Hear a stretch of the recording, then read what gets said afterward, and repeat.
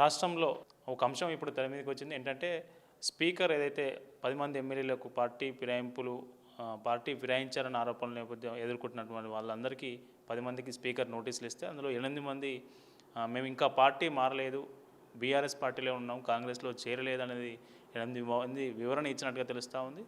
అయితే ఈ అంశంపై మనతో పాటు మాట్లాడడానికి ఎంబీసీ కార్పొరేషన్ మాజీ చైర్మన్, బీజేపీ నాయకులుగా ఉన్నటువంటి తాడూరు శ్రీనివాస్ గారు ఉన్నారు. అన్న నమస్తే. నమస్తే. ఏం చెప్తారన్న? బీఆర్ఎస్ పార్టీలోనే మేము ఇంకా ఉన్నామని చెప్తా ఉన్నారు. కండువాలు కేవలం సీఎం స్థాయి వ్యక్తి కండువా కప్పిండు, మేము అభివృద్ధి కోసం మాట్లాడడానికి పోయినప్పుడు కండువా కప్పిండు, అందుకే మేము కాదనలేకపోయినా మేము ఇంకా బీఆర్ఎస్లోనే ఉన్నామని చెప్తా ఉన్నారు. వాళ్ళు ఎండ్లో పుట్టిన వాళ్ళు అందులో చేస్తారు. ఏ ఆయుధం ఎత్తుకుంటే ఆ ఆయుధానికే గురవుతారు. జనరల్గా బయట సామాన్య జనజీవనంలో మనం అంటూ ఉంటాం. తెలంగాణలో ఈ రకమైన మాటలు మాట్లాడుతూ ఉంటాం.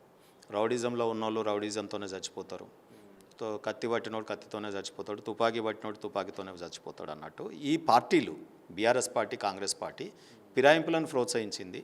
ఆ ఫిరాయింపులకే మళ్ళీ వాళ్ళు గురవున్నారు.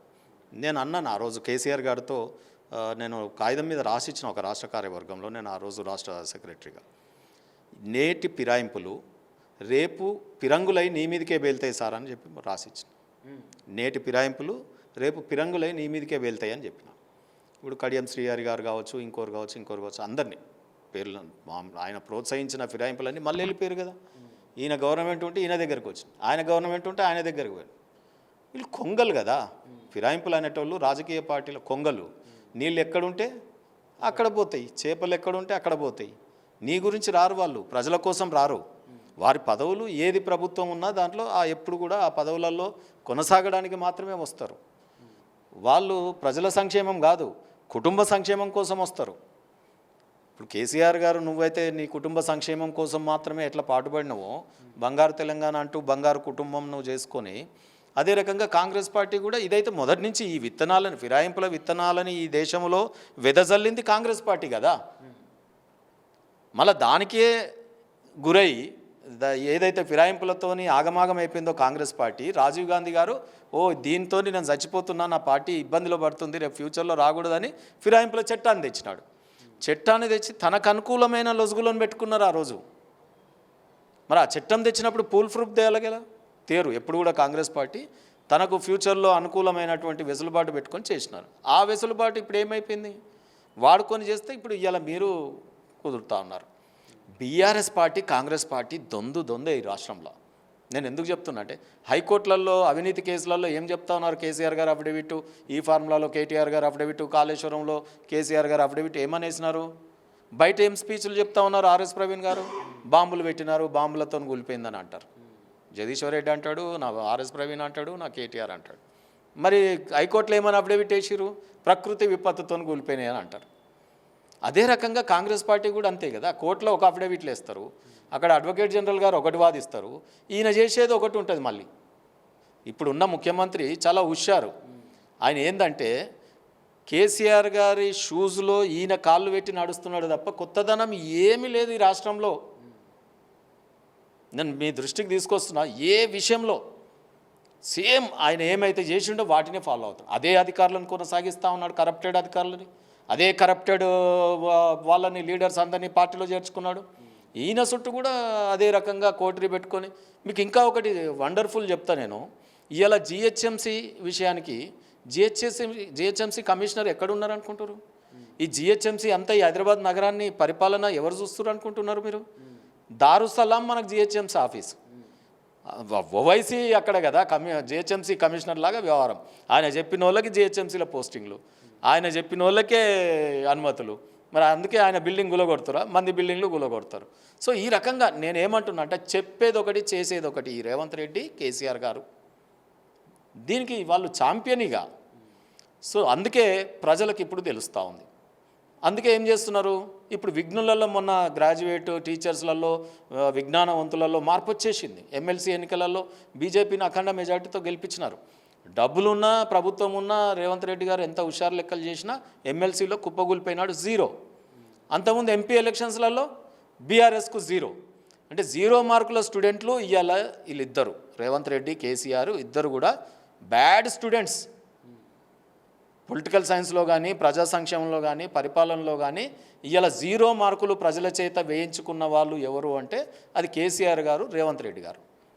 అందుకే బీజేపీ పార్టీకి మార్కులు పడతా ఉన్నాయి. ప్రజలు కదా, ప్రజాస్వామ్యంలో ప్రజలే దేవుళ్ళు అయినప్పుడు ఆ దేవుళ్ళు శభాష్ అని మమ్మల్ని ఆశీర్వదిస్తున్నప్పుడు అందుకే బీజేపీ ఎంపీ ఎలక్షన్స్లలో కానీ తర్వాత ప్రజల యొక్క ఓటింగ్ పర్సంటేజ్లో కూడా ఇలా 37-38% చేరుకున్నాం.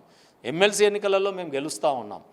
సో కాబట్టి ఎన్నికలు ఏ వచ్చినా ప్రజలు మమ్మల్ని నడిపిస్తూ ఉన్నారు బీజేపీ పార్టీని. కాబట్టి రాబోయే కాలంలో తప్పకుండా ఈరోజు దేశవ్యాప్తంగా ఉన్నటువంటి జియో పాలిటిక్స్ చూడండి, ప్రపంచ దేశాలని ఇవాళ మోడీ గారి పరిపాలన కానీ మోడీ గారి నాయకత్వాన్ని కానీ ఇవాళ అమెరికా లాంటి దేశాలు కావచ్చు, తర్వాత యూరోప్ స్టేట్స్ కావచ్చు, లేకపోతే ఇటు సైడ్ ఆపోజిట్ సైడ్ ఇవాళ China, Russia, everybody in the world జియో పాలిటిక్స్లో ఇవాళ భారత్ వైపు అందరు చూస్తూ ఉన్నారు. అంటే గల్లీ నుంచి ఇవాళ ఢిల్లీ దాకా కాదు, ప్రపంచంలోని జియో పాలిటిక్స్ని కూడా భారతదేశం ఈరోజు చాలా పెద్ద ఎత్తున భారతదేశం వైపు చూస్తూ ఉన్నారు. ఇప్పుడు సెప్టెంబర్ 17th వచ్చిందంటేనే కొంతమంది విమోచనం అంటారు, విద్రోహం అంటారు, విలీనం అంటారు, రకరకాల అంశాలు తెర మీదకి వస్తాయి. అసలు ఏంటి అసలు వాస్తవంగా ఆ రోజు జరిగింది ఏంటి? బీజేపీ స్టాండ్ ఏంటి? బీజేపీ మొదటి నుంచి చెప్తా ఉన్నది అధికారికంగా విమోచన దినోత్సవాన్ని నిర్వహిస్తూ ఉంది. అధికారంలో లేకపోయినప్పటికీ కేంద్ర ప్రభుత్వ ఆధ్వర్యంలో కిషన్ రెడ్డి గారి నేతృత్వంలో జరుగుతూ ఉన్నది. గత 2 టర్ములు మనం చూసినాం. ఈ సంవత్సరం ఎట్లా ఉండబోతోంది? కొత్త అధ్యక్షుడు, కొత్త టీము. మీరు విద్రోహం అంటారు. తెలంగాణకు విద్రోహులు ఎవరైతే విద్రోహం తలపెట్టారో విద్రోహులు అంటారు. వింటున్నారా? సో ఎవరైతే ఆ రోజు తెలియదు ఏదో రాసి ఉందో ఎక్కడనో ఇది చేసి నేను ఛాంపియన్ అవ్వాలని చెప్పి వాళ్ళు ఆ పోరాటంలో లేరు, ఆ ఎక్కడ లేనటువంటి వాళ్ళు విలీనం అంటారు. కానీ విమోచనం మనం ఎందుకు అంటున్నాం? లిబరేషన్ కదా. లిబరేషన్ డే ఎందుకు చేయాలి మనం? లిబరేషన్ డే ఎందుకు చేయాలంటే ఆ రోజు హైదరాబాద్ రాష్ట్రాన్ని నిజాం సర్కార్ని సర్దార్ వల్లభాయ్ పటేలు మెడలు వంచి నమస్కరింపజేసుకొని ఆపరేషన్ పోలో ద్వారా ఇవాళ ఈ హైదరాబాద్ స్టేట్ని భారత యూనియన్లో కలిపితే కదా స్వేచ్ఛావాయులు మనం పిలుస్తూ ఉన్నాం. ఆ రోజు ఆర్య సమాజ్ పోరాటం చేసింది కదా నిజాం సర్కార్కు వ్యతిరేకంగా. ఈ పోరాటాన్ని ఈ సోకాల్డ్ ఇప్పుడు వాళ్ళు అంటున్నటువంటి దాన్ని ఈ విమోచన దినాన్ని పాటించేటటువంటి రోజు రావడము అనేది వాళ్ళు పోరాటం చేసినారు.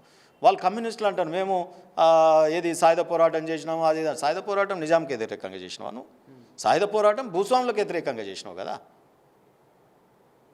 ఆ రోజు ఉన్నటువంటి భూస్వామి వ్యవస్థకి, పెత్తందారీ వ్యవస్థకి, లోకల్గా ఉన్నటువంటి కొంతమంది చేసే ఆగడాలకు వ్యతిరేకంగా చేసినావు. కానీ ఈ హైదరాబాదు రాష్ట్రాన్ని కేంద్రంలో కలపడానికి చేయలే కదా.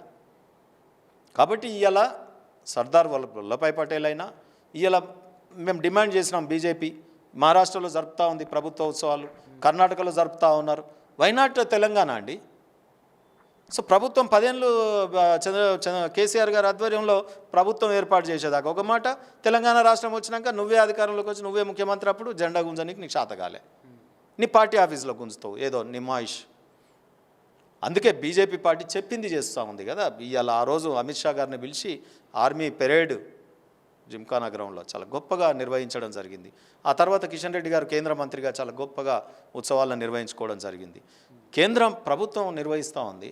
ఇవాళ రాజ్నాథ్ సింగ్ గారు రాబోతూ ఉన్నారు. మా కొత్త అధ్యక్షుల వారు రామచంద్రరావు గారు ఆధ్వర్యంలో వారిని స్వాగతించి ఇక్కడ అవన్నీ జరుగుతూ ఉన్నాయి. బీజేపీ కంప్లీట్గా ఇవాళ కేంద్ర ప్రభుత్వంతో పాటు పాల్గొంటూ ఉంది అనేక కార్యక్రమంలో. సో మరి ఆ రకంగా రేపు మనం లిబరేషన్ డేని చేస్తూ ఉన్నాం. ఏం రోజులంటే అవి హైదరాబాద్ రాష్ట్రంలో బతుకమ్మలు ఆడాలంటే ఒక రకమైనటువంటి బాధ, బోనాల పండుగ నిర్వహించుకోవాలంటే బాధ, పండుగలు నిర్వహించుకోలేని పరిస్థితి ఆ రోజు ఆర్య సమాజ్ లాంటి వాళ్ళు కల్చర్ కోసం పోరాడినాం మనం. ఆడవారిని అసలు నేకుడు ఉమెన్స్ కదా ఆ రోజు బతుకమ్మలు ఆడిచ్చినారు వాళ్ళు. సో దానికి వ్యతిరేకంగా మేము పోరాడినటువంటిది. సో ఇప్పుడు ఇవాళ కమ్యూనిస్టులకు ఏ ముఖం పెట్టుకొని మాట్లాడతారు, బీఆర్ఎస్ఎల్ ఏ ముఖం పట్టుకొని మాట్లాడతారు. గుండ్రాంపల్లి బొమ్మనండి బాయిలు ఎట్లా పడేసారు 20 మందిని, బైరాన్పల్లిలో చూడండి, ఇది కదా. సో ఇవన్నిటి గురించి మనం ఒక ప్రభుత్వంకి మన తెలంగాణ రాష్ట్రం ఏర్పడ్డాక మీరు మాట్లాడేటోళ్ళే ముఖ్యమంత్రులు అయినాక మీరు చేయడానికి ఏం నొప్పి నాకు అర్థం కాదు. రేవంత్ రెడ్డికి ఏం నొప్పి, కేసీఆర్కి ఏం నొప్పి? ఎందుకు ఈ 2 పార్టీలు ఎందుకు విమోచనం జరపట్లేదని మీరు అనుకుంటున్నారు? ఎవరికి భయపడుతున్నారు? వస్తే సర్దార్ వల్లభాయ్ పటేల్ గారిని గౌరవించాలి, మళ్ళీ పక్క రాష్ట్రాలలో బీజేపీ ప్రభుత్వం మేము ఇక్కడ డిమాండ్ చేసినందుకు చేస్తున్నాము, బీజేపీ పార్టీ డిమాండ్ చేసినందుకు మేము తలొగ్గి చేయాల్సి వచ్చింది అనే ప్రజలలో భావన వస్తుందని ఒక కుంచితమైన రాజకీయం, అప్పీజ్మెంట్ పాలిటిక్స్, భయం. దారుసలాం అంటే ఇది కదా, ఓవైసీ గారు అంటే ఇది కదా. బీఆర్ఎస్కు కాంగ్రెస్ పార్టీకి ఇక మైనార్టీలు ఓట్లు వేస్తేనే గెలుస్తాం, లేకపోతే గెలవం. ఇక మేము ఉన్నదే మైనార్టీ. మరి ఎంఐఎం లెక్క మీరు పార్టీ పెట్టుకుంటే అయిపోయాయి కదా. దాని పేరే ముస్లిం ఇత్తహాదుల్ ముస్లిం అని అన్నప్పుడు మరి బీఆర్ఎస్ పార్టీ కాంగ్రెస్ పార్టీ కూడా పేర్లు మార్చుకొని బోర్డులు మార్చుకొని దారుసలాంకి అనుబంధ సంస్థల్లాగా పనిచేస్తే అయిపోయాయి కదా. ఊకే లొల్లి ఎందుకు మనకి? నేను ఏమంటున్నా అంటే గంత భయపడేది ఉంటే గాయాల నిజాం ప్రభుత్వానికి వ్యతిరేకంగా ప్రజలు భయపడకుండా ప్రాణత్యాగాలు చేసి పోరాడిరు. మొన్న తెలంగాణకు ప్రాణత్యాగాలు చేసి పోరాడిరు. ఇంక ఓవైసీకి చూసి మీరు భయపడతారేందా బాబు ఈ రేవంత్ రెడ్డి, కేసీఆర్? ఏది చేసినా ఫస్ట్ వాళ్ళకే. నీకు రిజర్వేషన్ ఇచ్చినా వాళ్ళది, నీకు సంక్షేమం చేసినా వాళ్ళది, అన్ని రకాలుగా. నిన్న హైదర్గూడలో ఒక ఈఎఫ్ గార్డెన్ను స్వాధీనం చేసుకోవడానికి రెవెన్యూ అధికారులు పోతే ప్రభుత్వ స్థలంలో కట్టిన ఆ గార్డెన్ను వాళ్ళంతా అడ్డుకున్నారు. ఎంఐఎం నాయకులు కావచ్చు, ముస్లిం నాయకులు కావచ్చు, అడ్డుకునే పరిస్థితి. అంటే ప్రభుత్వ స్థలాన్ని ప్రభుత్వమే వెనక్కి తీసుకునే పరిస్థితి కూడా లేకపోవడం ఏంటి అసలు? మీకు హైడ్రా పెట్టి ఓవైసీ కాలేజీని కూలగొట్టిరా మీరు చూసిరా? కానీ అది పోయి అది అనధికారికంగా ఉన్నది అని రిపోర్ట్ తెచ్చిర్రు. ఇప్పుడు ఎందుకు కూలగొడతలేవంటే రంగనాథ్ గారు ఏమన్నారు? అకాడమిక్ ఉంది, పోయి అకాడమిక్ మధ్యలో ఎట్లా కూలగొడతాం, తర్వాత చేస్తామన్నారు. తర్వాత ఏమంటుండ్రు? ఇప్పుడు అకాడమిక్ అయిపోయింది కదా, మరి మళ్ళీ కూలగొట్టట్లేదు. పేద విద్యార్థులు ఉంటున్నారు అంటున్నారు. మరి పేద విద్యార్థులు మూసి ఎంబడి ఉన్నటువంటి పేద కుటుంబాలు వాళ్ళు కాదా? అందులో విద్యార్థులు లేరా? ఇంటింటికి పిల్లలు చదువుకుంటూ లేరా? వాళ్ళని ఎట్లా డిస్టర్బ్ చేస్తున్నాను? ఇప్పుడు అందులో వచ్చి ఆ బిల్డింగ్లో ఎంఐఎం స్కూల్లో కాలేజీలో కూర్చున్నోడే విద్యార్థులు, పేద విద్యార్థులు ఉన్నారా? ఎంఐఎం ఓవైసీ నడిపిస్తున్నటువంటి దాంట్లో పేద విద్యార్థులు ఉన్నారా? అందుకనే ఇవాళ ఈ రాష్ట్రంలో సచివాలయం నుంచి పరిపాలన సాగట్లేదు, దారుస్సలాం నుంచి జరుగుతూ ఉంది. అరే ఓపెన్గా చెప్పిండండి ఛాలెంజ్, కారు స్టీరింగ్ ఎవరి దగ్గర లేదా, నా దగ్గర ఉంది అన్నాడు. ఎవరన్నారు? ఓవైసీ అన్నాడు. మీరే కదా మీడియా అంతా రాసిరు.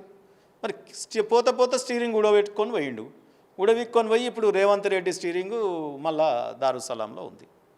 మీరు అడ్మిన్ చూడండి, పోస్టింగ్లు, మీరు జిహెచ్ఎంసీ పోస్టింగ్లు చూడండి, మీరు పోస్టింగ్లు ఎట్లా పడుతున్నాయి మీరు ఒకసారి గమనించండి. ఏ అధికారిని ఎట్లా ట్రాన్స్ఫర్ చేసిరో మీరు చూడండి, ఎట్లా నియామకాలు అవుతున్నాయో చూడండి. 1 కోటి మంది జనాభా ఉన్నటువంటి ఇలా 1000 కోట్ల ట్యాక్సులు కట్టేదేమో సరౌండింగ్ మున్సిపాలిటీస్ నుంచి వస్తే, ఇవాళ ట్యాక్సులు కట్టినటువంటి పక్షాన ఉన్న ఎంఐఎంని ఇలా మొత్తం దారుసలాంకి వెళ్ళి నడిపిస్తున్నారు. మీకు అసలు ఓవైసీ ఏదన్నా ఇప్పుడు మన ఎంపీలు, మన ఎమ్మెల్యేలు, హిందూ ఎంపీలు సెక్రటరియట్లలో తిరుగుతూ ఉంటారు, మంత్రుల చుట్టూ తిరుగుతూ ఉంటారు. ఓవైసీ ఏమన్నా అడక తిన్నట్టు తిరిగిండా అండి? శాసిస్తున్నాడు ఆయన ఫోన్లో, డైరెక్ట్ సీఎంకు చెప్తాడు ఏదైనా కావాలంటే. అసలు సీఎంకు చెప్పుడు కూడా కాదు, అధికారులకు ఒక లైనప్ ఇచ్చారు, ఆయన ఫోన్ చేస్తే ఆడ పని అయిపోతుంది అంతే కింద. మరి మన హిందూ ఎమ్మెల్యేల ఎంపీల పరిస్థితి ఏ రకంగా ఉంది చూడుర్రి. ఇది కాంగ్రెస్ పార్టీలో ఉన్న ఎమ్మెల్యేలు, ఎంపీలు, మంత్రులు కూడా పని కావాలంటే ఎడిగోతురు పోవాలి. ఇప్పుడు ఎమ్మెల్యే ల్యాడ్స్ ఇవ్వట్లేదు, మరి ఎట్లా పని చేయాలి? ఇప్పుడు ప్రజాస్వామ్యంలో ప్రజలు ప్రజాప్రతినిధుల దగ్గర, వారు ఎన్నుకున్న వాళ్ళ దగ్గర పోతారు, ఇర్రెస్పెక్టివ్ ఆఫ్ ఎనీ పార్టీ. నువ్వు ఎమ్మెల్యే ల్యాడ్సే ఇవ్వకపోతేవి ఎక్కడ ఒక్క ఎమ్మెల్యే ఏం పని చేయనికే లేదు ఇప్పుడు. సో ఆ రకంగా దీని మీద పోరాడుతున్నది ఇవాళ ప్రజలు గమనిస్తారు. శషబిషలు లేకుండా వారి పక్షాన అన్ని రకాల పోరాటాలని, ఏ భయం లేకుండా, ఏ జంకు లేకుండా, మాకు ఇటువంటి ఓవైసీలు, ఇటువంటి దారుసలాంలని మేము కేరే చెయ్యం. రావాల్సి ఉంటే రాబోయే కాలంలో బుల్డోజర్లు పోతాయి వాళ్ళ మీదకి. ఏది అవినీతి, ఇల్లీగల్ ఉన్నటువంటి కన్స్ట్రక్షన్స్ మీద గీలలాగా భయపడతాయా మా బుల్డోజర్లు? అస్సలు భయపడవు. సో కాబట్టి సర్దార్ వల్లభాయ్ పటేల్ ఆశయాలను కానీ, ఈ దేశంలో తెలంగాణ ప్రజల యొక్క ఆశయాలు కానీ, తెలంగాణ ప్రజల యొక్క ఆశల సౌధాలను కానీ నిర్మించేది కేవలం ఈ తెలంగాణ రాష్ట్రంలో బీజేపీ పార్టీ మాత్రమే. కాబట్టి అవినీతి, అక్రమ ఆస్తుల మీదకి బుల్డోజర్లు పోవాలంటే ఇవాళ బీజేపీ తెలంగాణ రాష్ట్రంలో వస్తుంది. జై శ్రీరామ్.